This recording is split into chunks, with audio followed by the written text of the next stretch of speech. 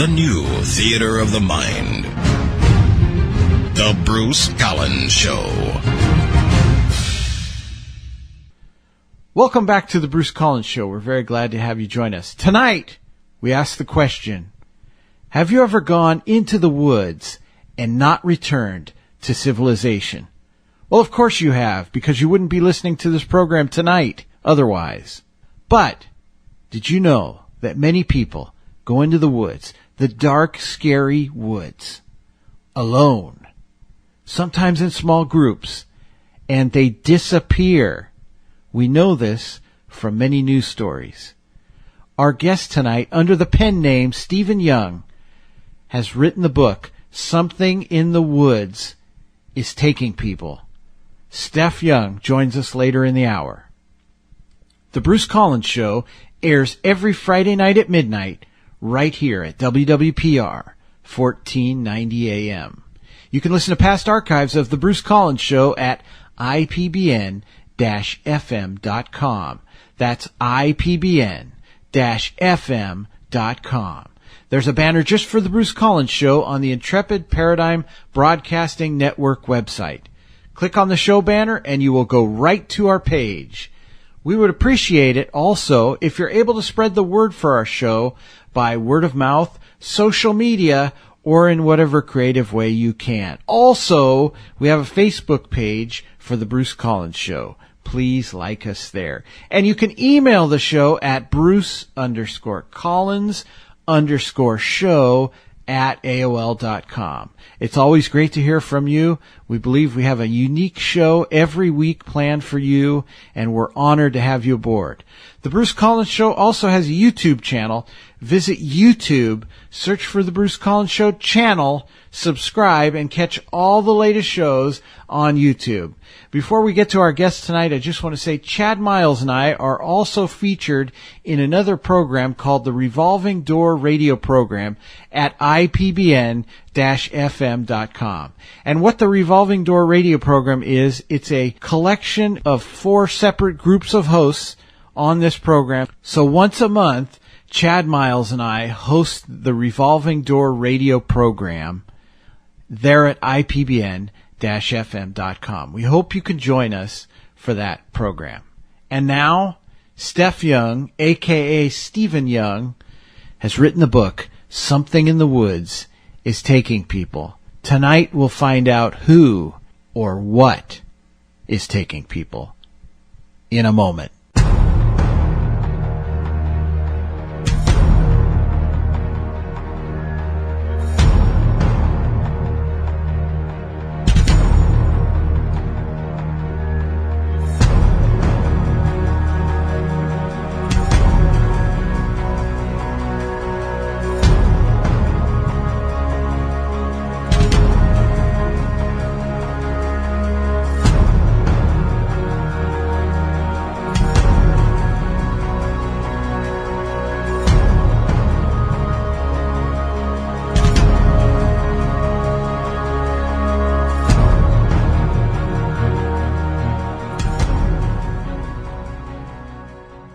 And joining us this week is Steph Young. She has written a very eye-opening and very interesting book, Something in the Woods is Taking People. The author credited is Stephen Young. So when you go to Amazon, you'll want to put in Stephen Young, Something in the Woods is Taking People. But we're here with the real author this week, Steph Young. And Steph Young, welcome to the Bruce Collins Show. Hi, Bruce. Thank you for having me. Well, it's great to have you on. Now, tell us about yourself and give us an overview of your books. Okay, I guess I started about 4 years ago writing. Initially, I was writing for magazines, and I was gathering so much information that I thought I really need to put these into books. And I started out doing books on near-death experiences and afterlife communication, and then I decided I wanted to write one about time travelers. And it was actually as a result of writing that book that the idea came out to look at what was going on in the woods and mountains, because I was finding places which seemed to have what locals or elders would call dimensions or portals. And then people were disappearing, but there were also added factors, other things going on inside them, So, for example, there's a forest called Makawasi in Peru, which is said to be, it's a stone forest, and it's said to have portals or dimensions there, and people go missing. And the government ministers had actually gone missing one time, and they were just walking around, and the search parties were looking for them. And they could see the search parties, and they were shouting out to them, but the search party couldn't see them. So it was almost as if, they were in another dimension. And there's another place called Busegi Mountain, which is in the Carpathians in Romania. And there were two brothers that were climbing there, and one of them suddenly disappeared on the rock face, supposedly. And the police and the searchers were sort of looking for him, and at one stage they were going to charge the brother with murder. But the elders there were talking about how watches and electronics stop working, and people get lost for days there, and they don't know where. Well, they reappear, but they don't know where they've been or what's happened to them, and they're not hungry, they're not thirsty. And there was supposedly there's a guy called Peter Moon, and he was working with a Romanian researcher, and he wrote a book about there being some kind of tunnel in the mountain that had a geometric barrier to it that had to be broken down, and all these findings, giant skeletons and some kind of time travel technology. Well, I don't know about that, but, so there's lots of different aspects that seem to kind of pop up. And there's another place called Mount Kailash, which is another forest and a mountain. And there's a geophysicist, Dr. Robert Sosh from Boston University, and he'd gone there because another professor had written a book which had supposedly been banned because of what had been found in the mountain. And he was doing some meditation with a group who was writing about this, and on the peak of the mountain they were all just sitting down, and it was dark, and there was some flash of light, and they saw these two black hooded figures. So, and there's another place as well, I could go on, but there's another place called Ballybolly in Ireland, which is another forest. It's a much smaller one, but ancient texts there speak about druids, and a portal to a druid otherworld. And there was, writings about people going missing there, but more recent paranormal incidents are people go in there and they see these black hooded figures, and there's a couple of reports where people have said they've seen blood on trees. Well, I don't know if they're imagining it or what they're seeing, but it was when I was investigating all these different places, really for, the time travel aspect or the portals or the dimensions, that I was coming across these other possibilities. And a lot of these forests and mountains, they have UFO sightings. So I'm thinking, well, okay, is it geomagnetic, or is it UFOs? Is it paranormal figures? Is there dimensions? And so really I went on a quest to find more examples of people disappearing or people getting lost for a while and coming back, and what might have happened to them. And also, I know, obviously, I've heard about David Paulides' books as well.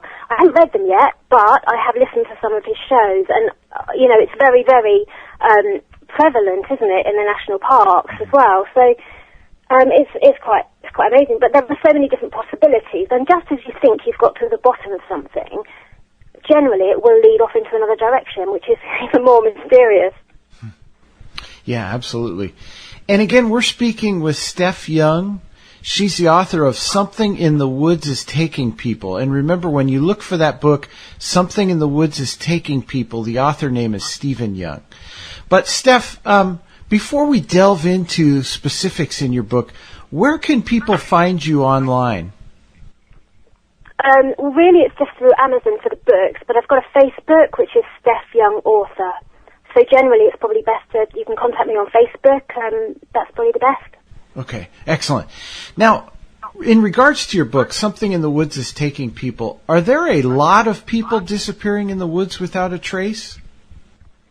Well, it's actually quite hard to know in some ways, because in America, for example, the national parks don't keep official records, although they do list missing people quite often, but you don't normally necessarily get to find out what's happened. The good way of sort of finding out, in a way, is to go on Google and just bring up examples and look in local newspapers, because they're always reported in the local papers. So the Adirondack News, for example, have listed 300 missing or injured in the national parks in that area, and the Oregonian in 2013 said there's 240 missing, but that's over a decade. And then you find other figures quoted elsewhere, so it's actually hard to come up with a number, but it does seem to be a worldwide phenomenon. Now, let's talk about some of the possibilities regarding who or what is taking people in the woods.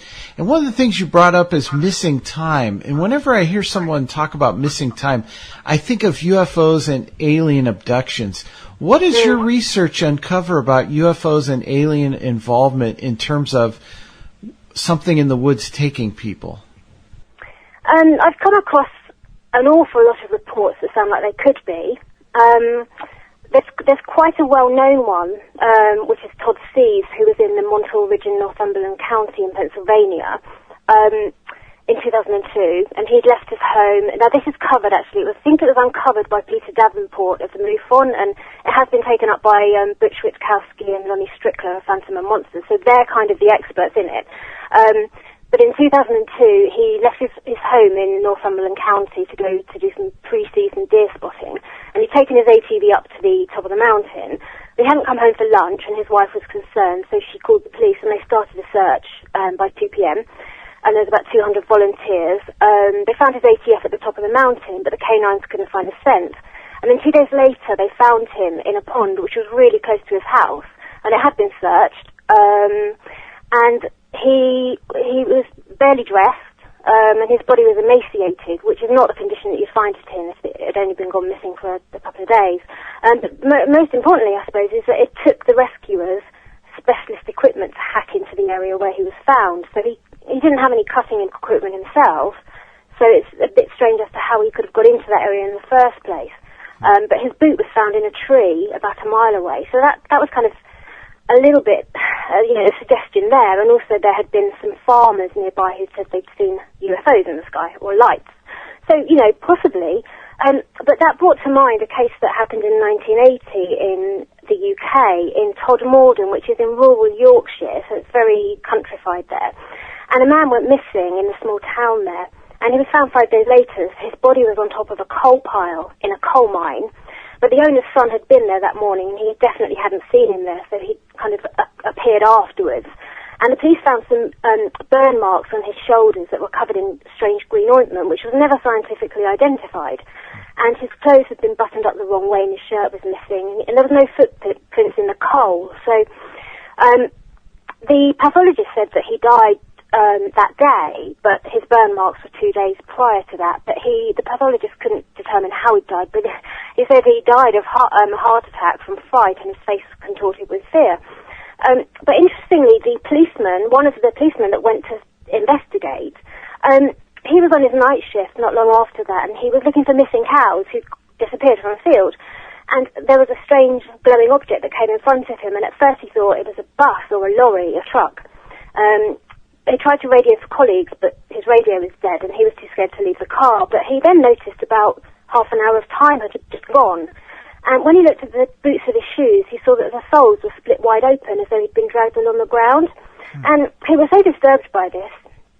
And actually, on the same night, independently, other drivers had reported seeing strange lights, and a couple of police in other areas had said they'd seen things. Well, this policeman, Godfrey, was so disturbed by what he'd gone through, he asked if he could be hypnotised.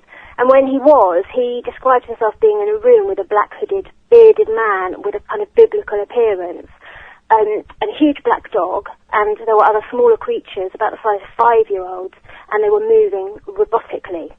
And quite interestingly as well, and when I did the book after this one, I came across an investigator called Mark Patrick Gibbons, who has identified, he says, ley lines which have been purposely blackened. I can sort of go into that later maybe, it's quite a long explanation, but in that area specifically, he'd gone around and spoken to people, and there was supposedly some kind of occult ritual practice that had been going on for decades there. And he had found in his research that 95% of UFO abductions and poltergeist and demonic experiences had all occurred along the lines of ley lines, which possibly had been blackened, which is where you negatively charge the energy there. And he had found that particular area had that, he says, sort of, manipulated. So, again, so you start off with a UFO thing, and then you go on to something else, which could be occult manipulation. But I do have to say that in some respects, I haven't gone greatly into all the UFO sightings and experiences, because I think there's so many people out there that are absolute experts in it that I feel it's not my sort of specialism, or it's been done very well by other people. Mm-hmm. It's fascinating, though. Now, again, in your book, Something in the Woods is Taking People, it's by Steph Young. You write about stories of invisible assailants. Now, that's spooky. Can you touch on this phenomena? Yeah, and it's crazy. It really is. I found an old journal. It's called the Scots Magazine, and it's the oldest journal in publication still, and it was first issued in 1739. And there was a very strange incident that they wrote about there that happened in a part of northern Italy in the woods. And the story was that there were 5 women and they were collecting wood fire. And suddenly one of them cried out and just fell to the ground dead in front of her friends. And obviously at first you could say, well, I suspect they attacked her. But a doctor was there and he examined what had happened. And her clothes and even her shoes were torn to shreds and scattered all around her. And she had the most horrific wounds. Her skull was visible and her intestines were hanging out. And most of her internal organs had been ruptured. And it was recorded in the French Academy of Sciences by a professor. So you kind of think, well, you tend to believe that sort of thing, even though you can't really understand how that could have possibly happened.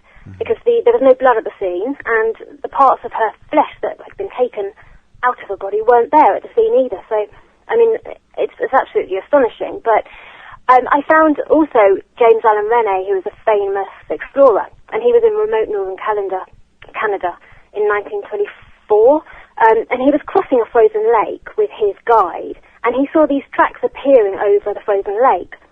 And it was getting closer and closer, and then something splashed him with water as it got closer. But he couldn't see anything, and then it impacted against him, and then carried on, leaving tracks as it went. And he wrote in his diaries about the trek that he did, and he wrote about it, and he said, there was something there, but I just couldn't see it. And so I was looking for more and more examples of this, and I came across this creature as such, who is in the Cairngorm Mountains in Scotland, and it's called the Grey Man. And there was the head of the climbing organisation there. They were having a general meeting, and he said, I feel really stupid talking about this, but I'm going to tell you. And he started to describe how he'd been on the mountain himself, and he had heard footsteps behind him, but they sounded so much bigger than his. And at first he thought, well, they're my footsteps, they're echoing, but they were coming at different times to his, and they sounded much heavier. And in the end, he just ran down to the trees at the bottom, And after the meeting, he had a couple of other climbers come up to him and say, well, we've had the same experience. We've had this sensation of something chasing us, but we can't see anything. But they said, we've also had this feeling that we just have to throw ourselves off the mountain, this feeling of doom, that we have to kill ourselves. And then again, so that, this feeling, this sensation was something else I looked into, where people hear voices and things, but then again that goes off into another trade. But there was a politician as well of the National Party in Scotland, and she'd gone up, not as high, but she was walking along there as well. And she heard a voice which was talking in Gaelic, which is an old Scottish, and but she couldn't see anybody around. And then she started hearing these footsteps behind her, and again she hurried off. But there was also a friend of mine actually forwarded something, a BBC, a climbing outdoors journalist, and he'd recently gone up into the Cairngorms, and he was climbing and really high, and so they were putting the ice picks in, and then he heard this horrific scream, and he just thought, well, somebody has just fallen to their death. But he couldn't go down to look. He had to go up before he could come down. But when they descended, they asked the search people, who are you looking for, and they said nobody. And they did all these investigations to try and find out if somebody had fallen, but they hadn't. Anyway, I'm going off onto a different subject, which is the voices and things. But the invisible ones, to get back to that, sorry, there's another writer called Russ Chastain he writes about hunting, and he described his first hunting trip with his father, and they'd set up in separate trees, and then all the animals, the birds, everything had gone quiet, and it was dusk, but you could still see, and he could see the bushes moving in front of him, and felt this terrible sense of doom. And then he saw out of the corner of his eye there was something moving behind him, but he couldn't see anything, couldn't see an animal. And then he heard this most horrific scream, which he said was part animal, part ethereal, part spirit. But his father didn't hear it, and he was, within meters of his father. And recently, somebody wrote to me called Susie, and she was staying with her sister in a subdivision, wooded subdivision in Hampstead, New Hampshire. And it was a few years ago. And when the family used to go to bed, she'd go out onto the deck and have a smoke in the dark. And she used to hear these sticks breaking.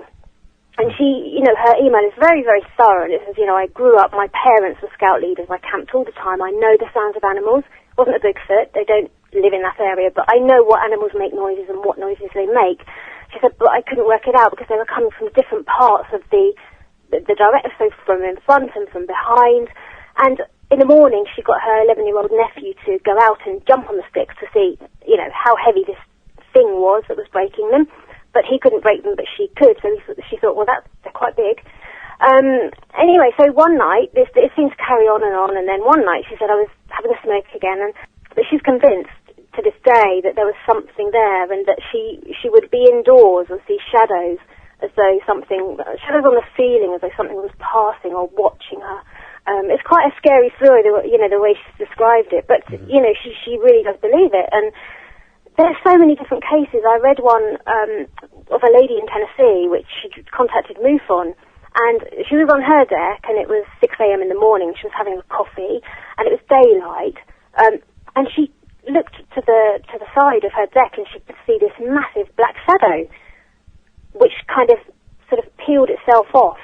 But it was much bigger than the actual deck, so it was much taller, more than 12 foot.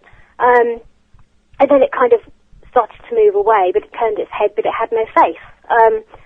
And I'm going into things that you can see now, aren't I? But I've got so many different stories, because I've written a book called Predators in the Woods, and there are so many different descriptions. So they go from being invisible. I've got accounts where they're shimmering predator-type things, okay, which sounds crazy again, but you can't see them. You can see a shimmering type gossamer effect. And then, for the invisible, there's the sky beasts, or the atmospheric beings, which again sounds insane, but a Navy vet, Trevor Constable, was writing about them. He spent about 2 decades, and they're something that you can't see in the sky. You can see them with infrared. And more recently, I contacted somebody who does it in England, and you can see it with ultraviolet, I believe it is. They slow the cameras right down, and they're almost like amoeba-ish clouds, but you can't see them. Now, people who've studied them say that they're sort of amorphous, they shift, and the theory there is that they change their density so that you may be able to see them at some point. And, people who were studying them, like Trevor Constable, said these are the things that take people, these are the things that cause cattle mutilation.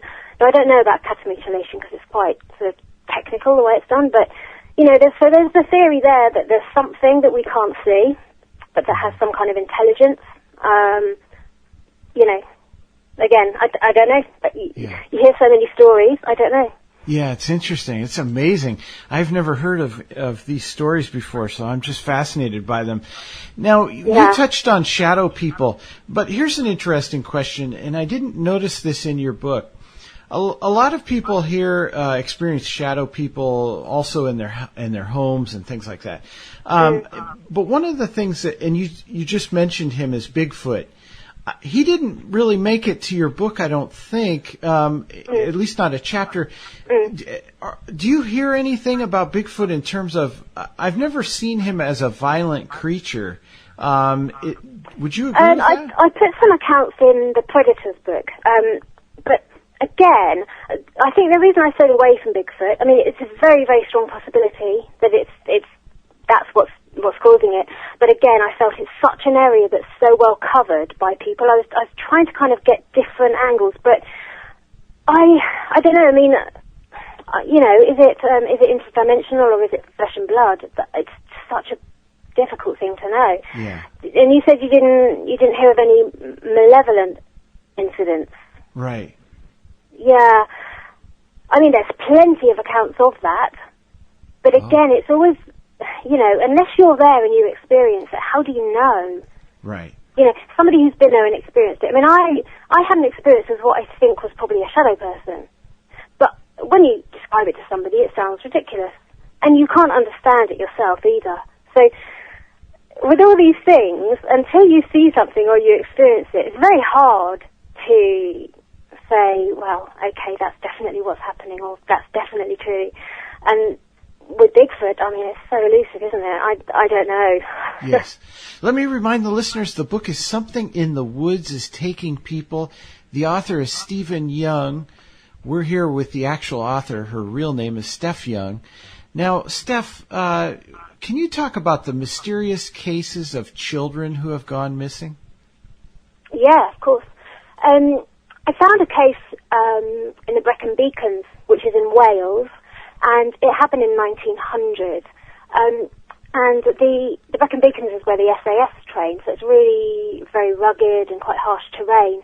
And a miner, coal miner, was taking his son, who's 5 years old, to see his grandparents who lived on a farm on the Brecon Beacons in a valley there. And it was a public holiday, so they set out and they got to the nearest train station at about early evening, and then they had a 5-mile walk to reach the farmhouse, which is in the valley. And by 8 p.m. they'd reached a military camp where they stopped and they could buy drinks and biscuits at the canteen, and they were going to rest for a little while before walking on. But their grandfather arrived, so he had his 13-year-old nephew with him, and the grandfather said, run back to the house and just tell them that we're all going to be back, you know, for dinner soon. And the little boy, Tommy, wanted to go, and it was still daylight, so his father said, yeah, of course. And he only got part of the way before he started crying. He said, I want to walk back. So the nephew said, okay, well, I'll just run to the farmhouse. And he ran off. The little boy was going to walk back to his father and grandfather. But by about 10 minutes, the nephew had got back to the military camp and rejoined the grandfather and the father, but the little boy wasn't there, so he hadn't made it back. So immediately they started searching, and they asked all the army people to help in. They searched for about midnight, and then they stopped because it was too dark, and then at 3 a.m. they started looking again. But they couldn't see any sign of him, and over the days, and it got into weeks, they were hacking all of the bracken, so it was pretty much just bare, the mountain. And they covered every spot, and they offered rewards, and they searched the local gypsies' homes, caravans, and questioned all the army people. And so they couldn't find anybody that they thought had taken him, but they couldn't find him. And then the really weird thing is that there was a lady called Mrs. Hummers, and she was the wife of a gardener who lived in a castle a few miles away. And she'd never been to the Beacons, but she kept having these dreams about where the boy could be. And they were recurring every night. So eventually she said to her husband, let's borrow a pony trap, we've got to go there. So they went there.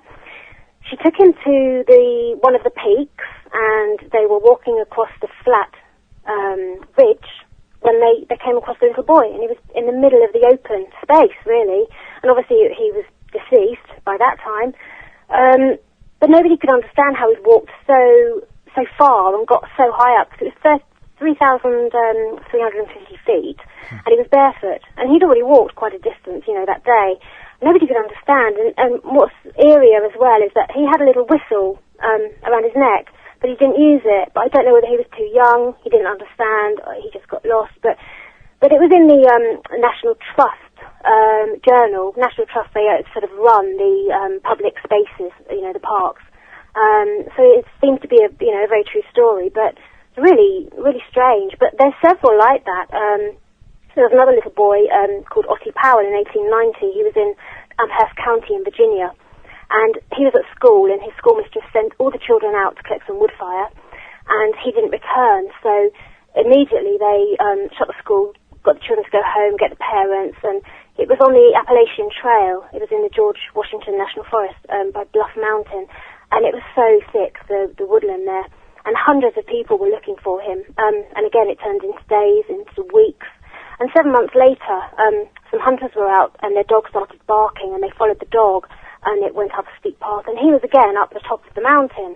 And I managed to find a local lady there who's a gardener, and she writes blogs, and she'd gone on the hike herself with her husband, and she wrote that it felt like walking up a flight of stairs for 2 hours.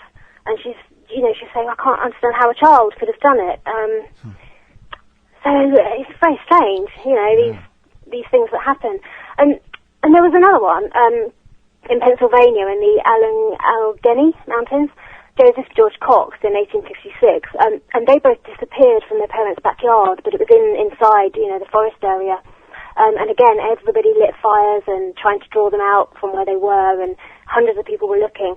And it was another case where a farmer who lived a few miles away, and he'd only just moved to that area, and he kept having this recurring dream that he was in the search party and he discovered the boys. And he told his wife, and he didn't know the area, even, he just moved there. But he described the geography and the features and the things that he saw. And in the end, his wife's brother said, okay, well, let's go and look. And again, they followed the route, but it was over creeks, it was up steep ravines, and again, they found the two boys. I think the weirdest thing is the psychic link there. It's quite astonishing. But, there are lots and lots of cases, and it's adults and it's children. It's just so many baffling cases, really. Yeah, absolutely. And again, the book is Something in the Woods is Taking People. And in your book, you talk about beliefs of something under the ground taking people in the woods.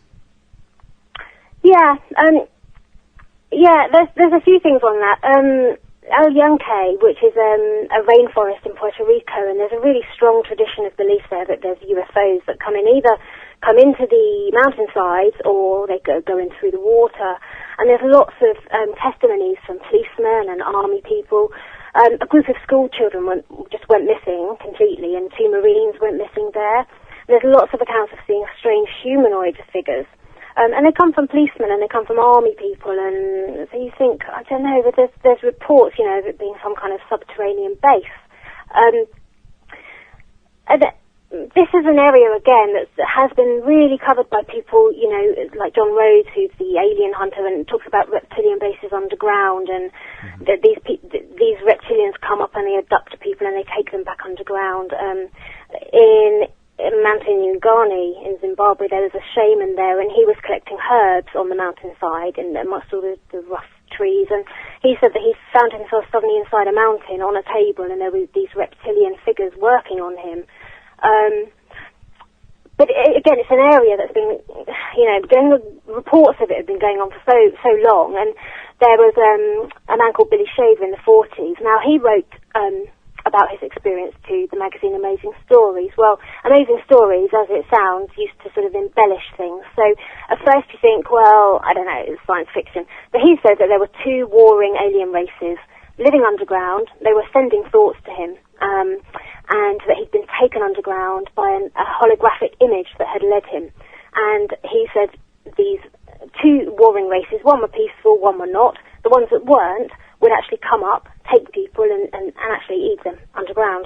And you think, well, I'm sure they made that up. But then the editor himself, maybe it's true, maybe it's not, but he said he heard different voices coming out of this man, Shaver, that weren't his own voices, and they were discussing the murder of a woman on one of the bases underground. So, and the interesting thing is that after they'd published the articles, they then had lots and lots of people sending letters in saying, we've had experiences with reptilians. So, again, I don't know. And there's another man called Billy Woodard, and he was a former Air Force officer, and he said that he was abducted at quite a young age and taken in through a vortex, which is something that they can manipulate. And they take you down into a base, and it's a hollow earth base. And he said that the creatures like Bigfoot use these vortexes to come back up and then can go back down into them. What was interesting, I think, for me, what was something I hadn't heard of was when I was doing this follow-up book, and I came across the idea that an archaeologist called Graham Stewart had said that in Malta there was a discovery. They were just doing some random sort of work, basically on a well, but it led to the discovery of some huge tunnels and caves and chambers. And he had said, because 7,000 odd skeletons were found inside, he said that, underground beings, they demand humans, they come and take humans, that these mythological creatures do actually exist, and the governments have known for ages, and they feed off humans. And a lady who was working as a secretary at the British Embassy in Malta, she'd actually gone down on a trip to investigate the caves, and she made the claim that there were these figures she was on a ridge, and there was a huge sort of empty, hollow cavern, and on the other side was another ridge, and she said that these beings just materialized along the ridge, about 20 of them, and they were absolutely huge, and they had cowls over their heads and long white hair, and they were beckoning her with their fingers. And then actually, it seems to be a true story, a group of school children and their teachers disappeared inside the cave. And when she sent her story into, I forget the journal, sorry, but it was quite a respected journal, and the editor there thought, well, this is just fantasy, but he made the investigations and corroborated that the school children had disappeared, and began to think, okay, maybe there's something to this. But when we talk of something underground, so there's the ancient races, there's reptilians, and then you've got there's people like Miles Johnson in the UK who runs a series of talks and lectures, and it's called the Basis Project. And he has interviewed so many people that claim to have been military abducted and taken underground, whether it's in the UK or Canada or America, and working with aliens underground who are in there. Some of the people who give testimony to him over the years have said that they're generated life forms, and they're working sort of more or less under the control of the military or government, and they use, on their victims, they will use mind control, they'll do genetic testing, and then you've got the people who have come out and said they're super soldiers, who've been used as abducted as children, taken underground, all these experiments used on them. And then there's the tie-in, would they say, using occult ritual workings to harness this power. So, again, you start off with one thing, and it kind of leads into another thing, and then you've got the occult coming into it, and, Yeah, absolutely. And one of there's even people who suggest that maybe some of the UFO experiences are military involvement. So it's really fascinating how all of these different ideas and different theories kind of overlap. So it's very interesting. Now, you mentioned ancient races, and I've never forgotten this, but when I was a kid, I used to collect old radio shows from the 40s and the 50s here in the United States. And there was a television show about 20 years ago called Unsolved Mysteries. But then that was also based on a radio show, and I never knew that until I was collecting these old shows. And there was a radio show called Unsolved Mysteries, and one of the shows was about an ancient race that existed on Mount Shasta in California. And I never forgot that, because what's interesting about some of these stories is they've gone on. I mean, maybe they've evolved, but like your the Amazing Stories story, some of these stories have been around quite a while about races and things going on in the woods, and so it's interesting, and it probably we should take note of that, because some of these theories and ideas have some staying power. Now, in your book, Something in the Woods is Taking People, again by Stephen Young, and we're speaking with the real author, Steph Young, you have a chapter asking if the work of Satanists could be responsible. Can you share with us some of these stories? Yeah, there's almost sort of two sides to this in a way. So I came across incidences of people disappearing or being found dead, and that possibly being the work of satanic groups. So, for example, there was a little boy called Victor Shoemaker, and he disappeared in Hampshire County, which is near Kirby, in '94, and they started calling the forest the forest that swallowed the little boy afterwards. And I tried to get hold of all the different newspaper reports about this, because I wanted to see what could possibly have been a reason, because he disappeared while he was playing with his two cousins. But he said he wanted to go back home, and they said they let him, but he was never found again. Despite, going over the place with a tooth comb. So I had to go hold of all the different reports and try and find something, and I wasn't coming up with anything at all. And then I found one tiny sentence in one of the articles, and it said about the fact that a little triangle had been found. So it was formed of rocks and twigs, and it was formed into a triangle. I didn't make any speculation about that, but then I thought, well, I've written books about demon possession and things like that, so was it some kind of ritual summoning thing? Was it an occult thing? And I did see that the day that he disappeared was on the 1st of May, and if you look into the Illuminati, that's supposed to be a sacred day of human sacrifice. And the period from April the 19th to May the 1st is supposed to be a critical 13-day period when it's the regeneration period, so they offer sacrifices to the beast, supposedly. So I was thinking, well, I wonder if that had anything to do with it. And I kind of went on a massive path down that route in the follow-up book, looking at the possibility of that for years, again, there has been claims of, elite groups that do this kind of thing, and abduction rings, and there have been child abductions where there was the Johnny Gosch case and the Finders and the Franklin cover-up, all of that. So it's a massive thing. It's sort of so much you can read about that. It's a possibility that these things do go on, and 50 to 80,000 children go missing in the States each year. So where do they go? So from looking at one little case, you think, well, maybe that was some kind of ritual, maybe it wasn't. And somebody wrote to me actually afterwards and pointed out to me, well, it doesn't mean that it was a bad ritual, it could have been a positive one, and that's absolutely true, but you have to make these suppositions to try and link things up and try and get some kind of theory going, which doesn't mean it's right. But then there was also a case of the Jameson family who disappeared in the Latin Mountains in October 2009. And they went out in their car, father, mother and the daughter and the dog, to look at some land they were thinking of buying. They wanted to get somewhere quieter to where they were living. And they disappeared. And they had dogs, they had horseback, they had ATVs. In fact, they had 16 teams of dogs looking for them, but they found no tracks and no scent. Eventually they found a few days later the truck, which had £30,000 worth of dollars in it, and the dog, and there was the idea maybe it was a drug deal got wrong, perhaps. But I was reading the Oklahoman newspaper, and the mother had said that she thought her family were on a cult hit list. And there had been a ritual kind of killing. A pastor in the town there had been killed and left in a satanic pose in the church. Their bodies were found about 4 miles away on the other side of the ridge. But the thing with them was that they were both on disability, and the father was supposed to be quite often in very debilitating pain, so he couldn't really walk very far. And Red Dirt News, which is a local news place there, pointed out that their death occurred at the 33rd North Parallel, which is supposed to be the occult line of tragedy.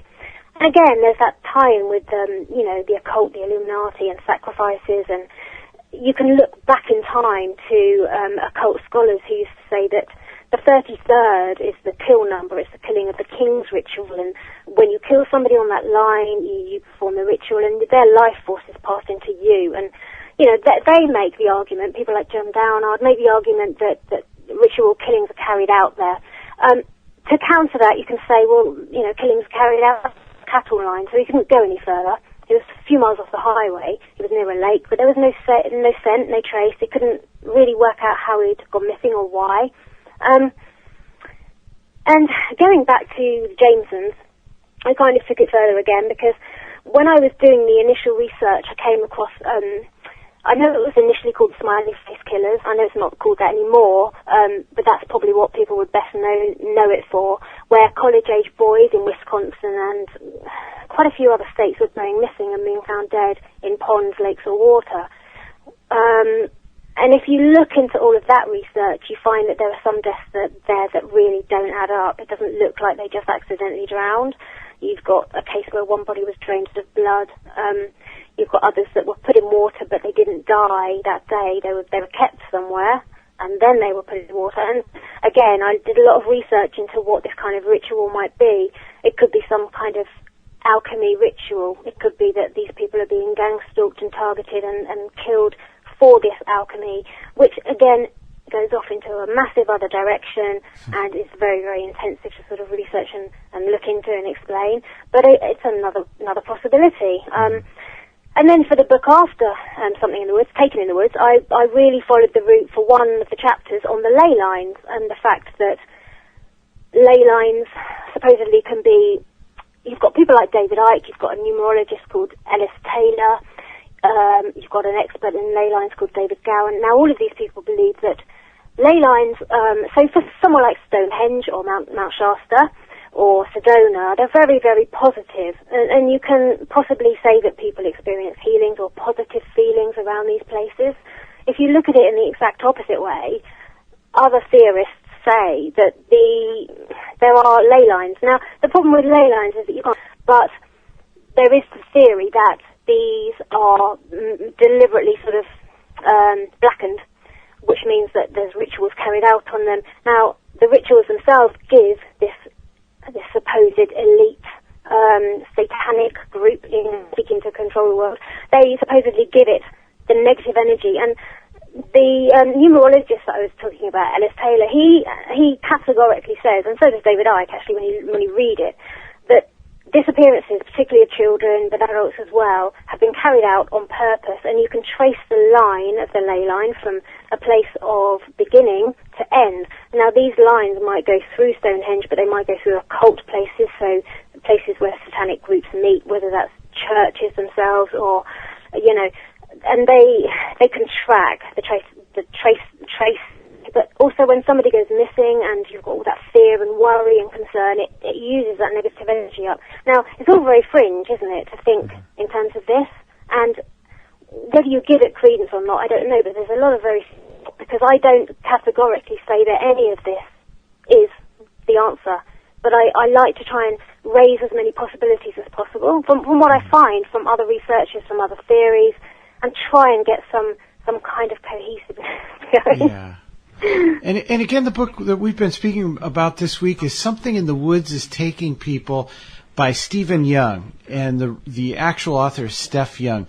Now, before you go, and I would love to have you back sometime, but talk about your books, the different books, and where people can purchase your books. Okay, they're all on Amazon. Mysterious Things is the first one. It kind of covers things like Thunderbirds, Dogmen, all of the kind of strange things that could take people.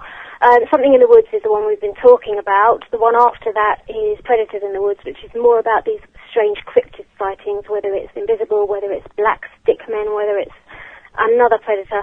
And then Taken in the Woods is where I've kind of gone on a next step with looking at ley lines, looking at the mortar example, looking at all these other different theories. And hopefully, I'm working on the next one, which will probably bring even more ideas up. Because it is such an enigma. I mean, that's where the fascination lies, to be honest, because you can't solve this mystery at the moment. But it does raise so many possibilities and so many linkings. So many things are linked. Yeah. And again, we've been speaking with the author Stephen Young, a.k.a. Steph Young. And specifically, we were talking about the book Something in the Woods is Taking People. But you can go on Amazon.com and look up Stephen Young and find all of her books.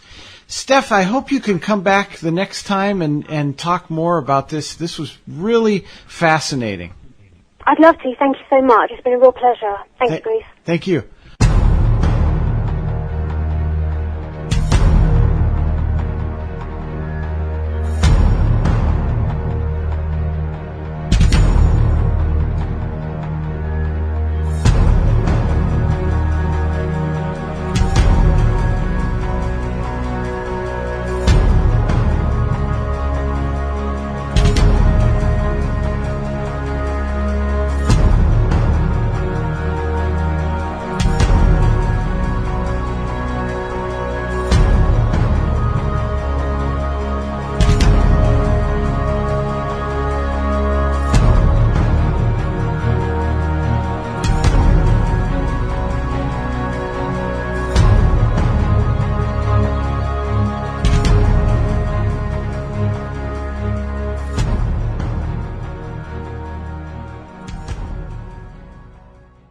Soon you'll be able to walk into your Admiral dealer's store and confidently buy the style radio or radio phonograph you want.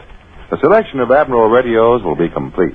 There'll be radio phonographs with the famous Admiral exclusive features, slide away that makes loading and unloading your record changer so easy, and the foolproof Admiral automatic record changer. There'll be consoles and table models and newly designed cabinets of fine woods and modern plastics. There'll be farm sets and portables in many styles and sizes, including the popular Admiral Bantam the camera-type radio that operates on alternating current, direct current, or self-contained batteries. There'll be new electronic refinements in AM, FM, and shortwave reception. And now about television. Admiral's extensive research assures television receivers with true Admiral quality. So, whatever you want in radio, you'll find it in an Admiral, America's smart set.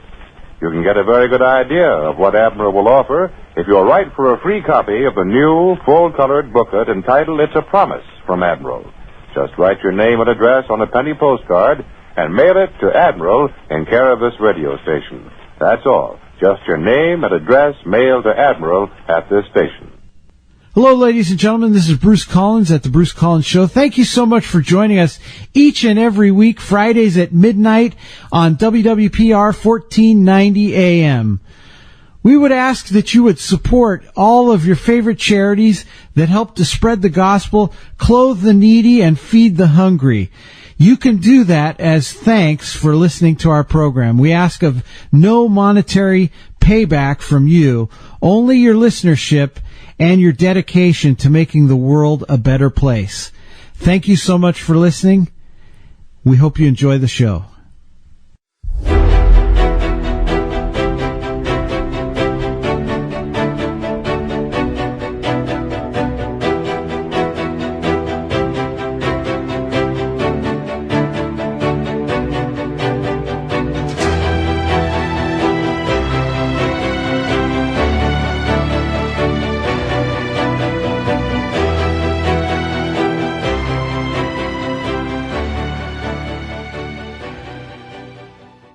Thank you so much for joining us here at the Bruce Collins Show, where you can find us every Friday night at midnight here at WWPR 1490 AM. Remember, God loves you. We do too. Don't give up.